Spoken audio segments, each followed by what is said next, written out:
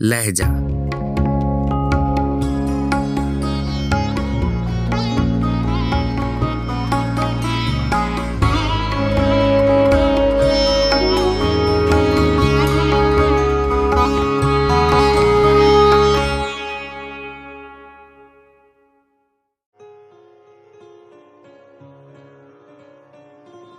गजल शाह नियाज अहमद बरेलवी, आवाज़ व पेशकश राहिल फारूक।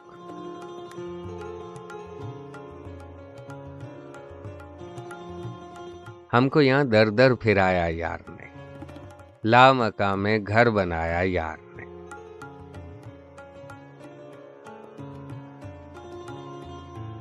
आप अपने देखने के वास्ते हमको आईना बनाया यार ने।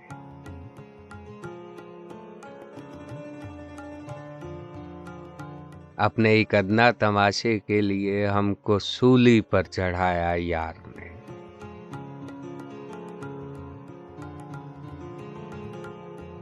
आप चुप के हमको करके रूबरू खूब ही रुसवा कराया यार ने।